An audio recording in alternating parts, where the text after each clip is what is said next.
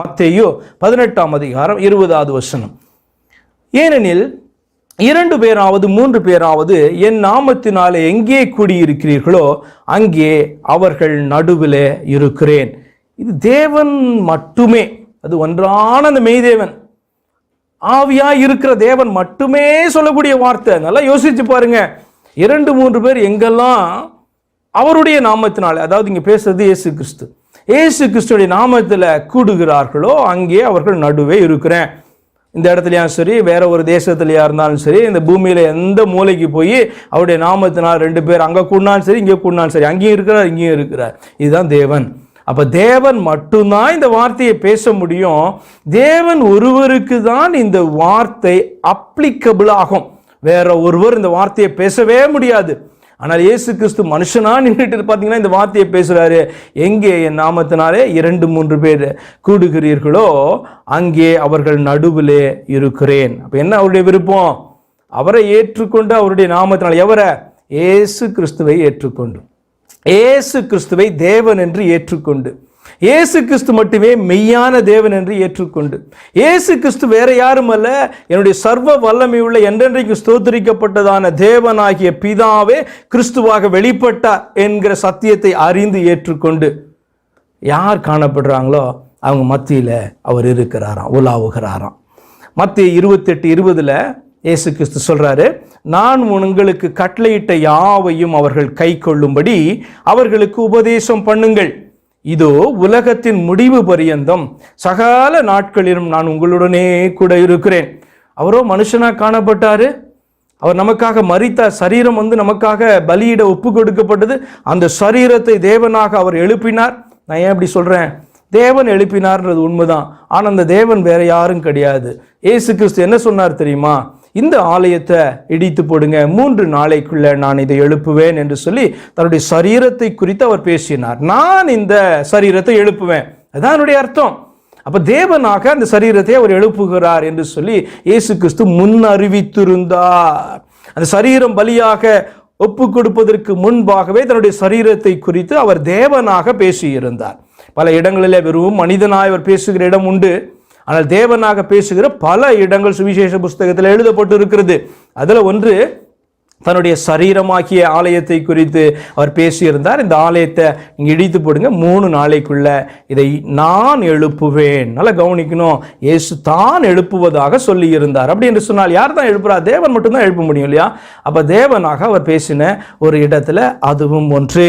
அப்ப இந்த வார்த்தையை பாருங்க, அவர் மரித்து அடக்கம் பண்ணப்பட்டு 3ஆம் நாள் அந்த சரீரம் எழுந்து அவர் பரவத்துக்கு போறாரு. ஆனா அவர் சொல்றாரு, உலகத்தின் முடிவு பரியந்தம், விசுவாசிக்கிறவர்கள்ட்ட பேசுறாரு, உலகத்தின் முடிவு பரியந்தம் சகல நாட்களிலும், ஒரு நாள் கூட கிடையாது, சகல நாட்களிலும் நான் இந்த உலகத்தை திரும்பவும் அழிக்கும் மட்டுமாக, நான் உங்களை விசுவாசிக்கிறவர்களை என்னோடு கூட சேர்த்து கொள்ளும்படியாக வரும் நாள் மட்டுமாக நான் உங்களை கைவிடலை, உங்களோடு கூட நான் இருக்கிறேன். யார் பேச முடியும்?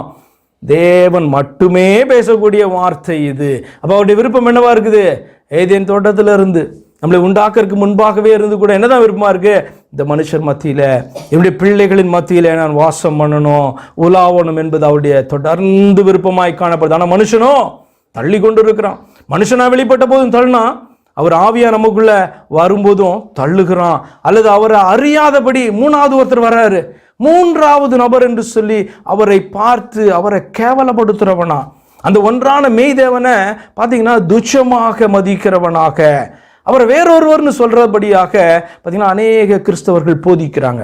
நமக்குள்ளாக எப்படிதான் தெரியுமா? ஆண்டவர் வராரு, ஆவியா வராரு, வேறொருத்தர் அல்ல, அவரே நமக்குள் வருகிறார். அதுதான் இந்த வார்த்தைகள் குறிக்கிறது.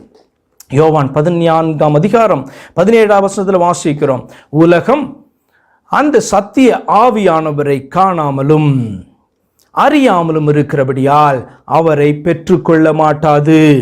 அவர் உங்களுக்குள்ளே வாசம் பண்ணி உங்களுக்குள் இருப்பதால் நீங்கள் அவரை அறிவீர்கள். பரிசுத்த ஆவியை பெற்றுக்கொள்ளுகிறவர்கள் வேறொரு நபரை பெற்றுக்கொள்றவன் சொல்லிட்டு இருக்காங்க பாத்தீங்களா? அது மிக மிக பொய்யான ஒரு காரியம். ஏன் தெரியுமா? இயேசு கிறிஸ்து சொன்னாரு, நான் உலகத்தின் முடிவு பரியந்தம் உங்களோடு கூட இருக்கிறேன். மாத்திரமல்ல, இந்த உலகம் என்னை காணாது, நான் உங்களை திக்கற்றவர்களாக விடேன், நான் கொஞ்ச காலத்தில் நான் வருவேன், இந்த உலகம் என்னை காணாது, நீங்களோ என்னை காண்பீர்கள். விசுவாசிக்கிற ஜனங்களுக்கு தெரியும், வருகிறவர் மூன்றாவது நபர் அல்ல, வேறொருவர் அல்ல, எங்களுடைய ஆண்டவரே, எங்களுடைய இரட்சகரே, எங்களுடைய சிருஷ்டிகரே, எங்களுடைய நாயகரே எங்களுக்குள்ளாக வருகிறார் என்று சொல்லி யார் தெரியுமா அறிந்திருப்பாங்க? வேத வசனத்தை புரிந்து ஒன்றான தேவன், ஒருவர் தான் தேவன் என்று சொல்லி விசுவாசிக்கிறவங்களுக்கெல்லாம் புரியும், நமக்குள்ளாக வந்து வாசம் பண்ணுகிறவர் வேறொருவர் அல்ல, வேறொரு நபர் அல்ல, தேவனே வருகிறார் என்று சொல்லி அவர்கள் விசுவாசிப்பார்கள். 2 கொரிந்தியர் 6:16 சொல்லுகிறது, தேவனுடைய ஆலயத்துக்கும் விக்கிரகங்களுக்கும் சம்பந்தம் ஏது? நான் அவர்களுக்குள்ளே வாசம் பண்ணி அவர்களுக்குள்ளே உலாவி அவர்கள் தேவனாயிருப்பேன், அவர்கள் என் ஜனமாயிருப்பார்கள் என்று தேவன் சொன்னபடியே நீங்கள் ஜீவனுள்ள தேவனுடைய ஆலயமாயிருக்கிறீர்களே. அப்படிதான் வசனம் சொல்லுதுல்ல. இது எங்க சொல்லப்பட்டிருக்கு? 2 கொரிந்தியர்ல, 1 கொரிந்தியர்ல இல்ல, பழைய ஏற்பாட்டில் சொல்லப்பட்ட அந்த வார்த்தை பாரு, நிறைவேறுது பாரு என்று சொல்லி, அந்த தேவன் ஒருவர் தானே. பழைய ஏற்பாட்டில் 3 பேரா இருக்காங்க, 2 பேர் இருக்காங்களா? தேவன் ஒருவர் தான். தேவன் ஒருவர்னு அறியலனாலே நீ ஆண்டவரே அறியாத ஒரு மனுஷன், தேவனே அறியாத ஒரு மனுஷன் என்று சொல்லி அர்த்தம். தவறான ஒரு காரியத்தை சுவிசேஷம்னு ஏற்றுக்கொண்டு இருக்கிற ஒரு மனுஷன். முதலாவது தேவன் ஒருவர் என்று சொல்லி புரியணும்.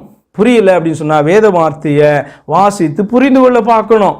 இல்லை அப்படின்னு சொன்னால் அந்த தேவனிடத்திலே கேட்கணும், ஆண்டவரே நீர் ஒருவரா, நீர் இருவரா, மூவரா அப்படின்னு சொல்லிட்டு அவரிடத்திலே கேட்டு வேதத்தெல்லாம் தியானித்து பார்த்து எத்தனை கர்த்தர் இருக்காங்க, எத்தனை தேவன் இருக்காங்க, கர்த்தரே தேவனா, தேவனே கர்த்தரா என்று ஒரு முதலாவது ஒரு தெளிவுக்கு வரணும். யாரோ சொல்லி கொடுத்துட்டாங்க, எத்தனையோ வருஷமா சொல்லி கொடுத்துட்டாங்க, தேவன் 3 பேர் தான் அப்படின்னு சொல்லி நின்று கொண்டு சாதித்து கொண்டிருந்தா ரட்சிப்பை அடையாத ஒரு மனுஷனாக, நற்செய்தி என்கிற பெயரில் துர்ச்செய்தியை ஏற்றுக்கொண்டதான ஒரு மனிதனாக காணப்படுகிறோம், ஒரு ஆத்மாவாக காணப்படுகிறோம் என்று சொல்லி அர்த்தம்.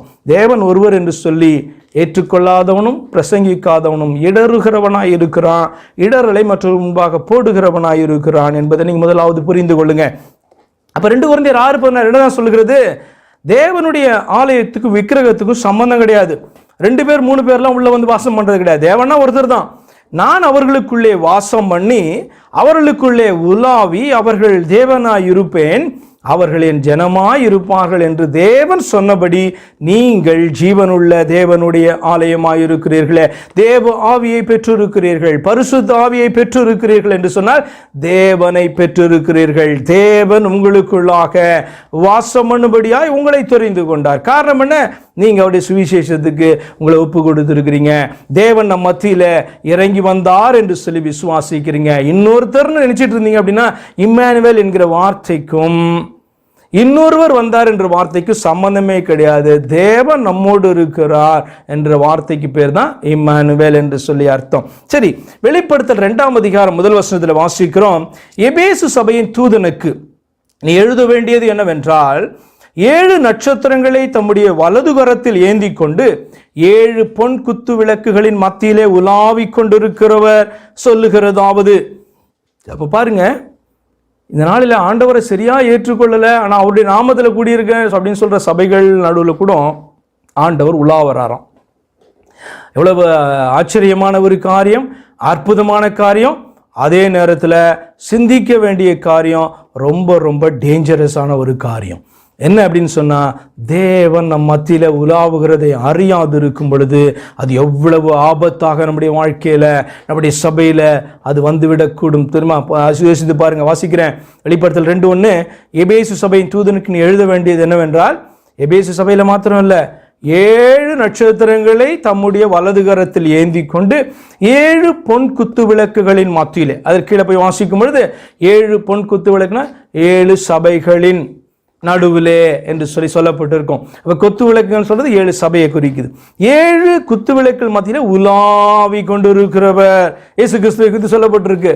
வேற யாரும் கிடையாது, ஒரே தேவனை குறித்து சொல்லப்பட்டிருக்கு. அவர் சபையின் மத்தியிலே உலாவுகிறவர் என்று சொல்லி. இப்ப பாருங்க, ஆண்டவருடைய விருப்பம் எங்கேயாவது மாறி இருக்கா? இத்தனை வசனங்களை வாசிச்சுமே, இந்த தேவனுடைய விருப்பம் கொஞ்சம் கூட மாறவே இல்லை. தன்னுடைய ஜனங்களின் மத்தியில, தான் தெரிந்து கொண்ட ஜனங்களின் மத்தியில, தன்னை ஏற்றுக்கொள்கிற ஜனங்களின் மத்தியில, தான் அவர்களுக்கு அமைத்த பாதையில ஓட விரும்புகிறதான ஜனங்களின் மத்தியில அவர் வாசம் பண்ண விரும்பிக் கொண்டே இருக்கிறார்.